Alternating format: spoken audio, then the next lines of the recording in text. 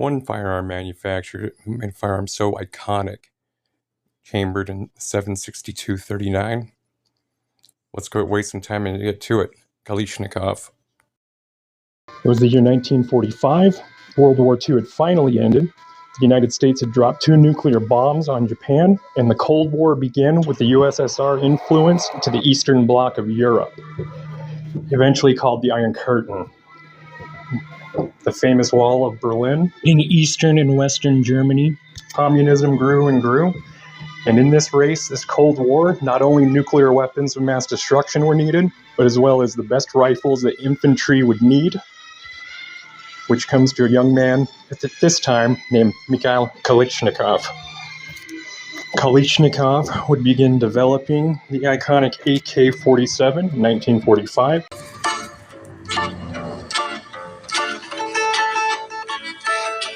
In 1945, during development of the famous AK-47, Kalashnikov looked at the SKS rifle and then said this: first you must perfect that is already made, then you can create.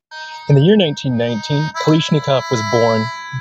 During this time, the Bolshevik Revolution had begun, Lenin had seized power, and the Soviet Union began to build. In 1924, Stalin would gain control of the nation and be known as the Red Terror for use of violence, manipulation, and paranoia. Kalashnikov's family in the 1930s had lost most of their farmland due to the new communist policies. His family had to combine their hunting and farming skills after deportation to survive.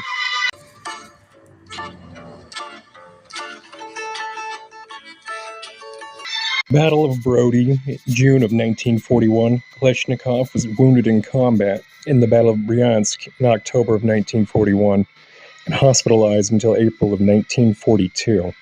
In the last few months of being in the hospital, he had overheard fellow soldiers constantly cursing out their current rifles that were unreliable, so many issues jamming, as he continued to overhear the complaints that the Soviet soldiers had, and as soon as he was discharged, he went to work on what would become the famous AK-47 rifle.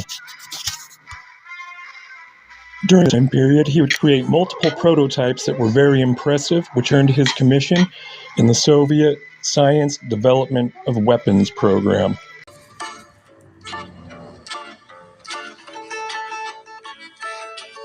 None of these firearms were ever issued by the Soviet military. They had played a huge role in the development of new Soviet small arms.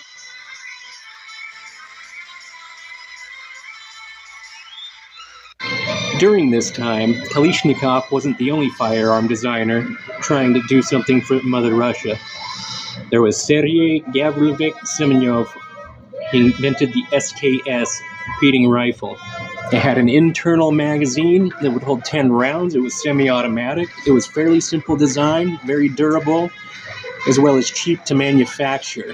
Multiple models of this have came out over the last 60 years. It was capable to reload quickly using clip strips. It took the 7.62 round, which was on huge surplus already with the USSR, manufactured in Tula.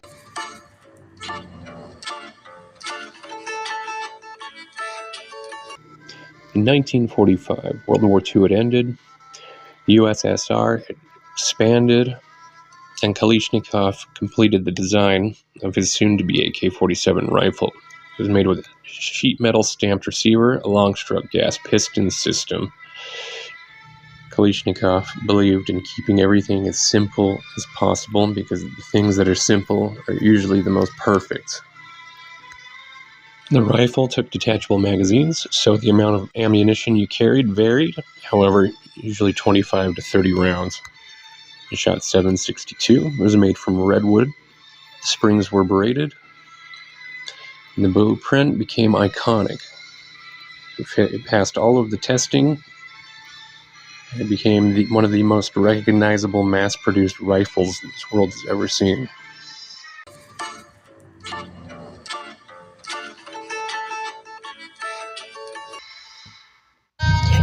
With the rifle's completion in 1947, it was accepted into the Soviet military, became mass-produced.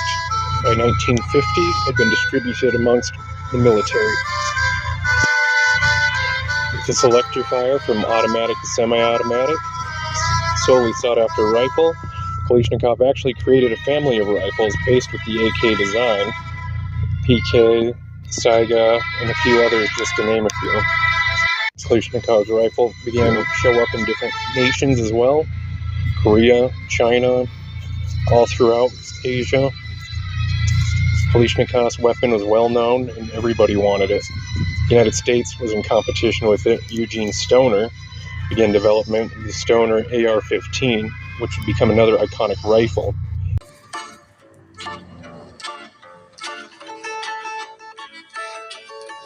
After the Cold War ended in the 1990s, Kalashnikov and Stoner actually met for the first time and became friends thereafter.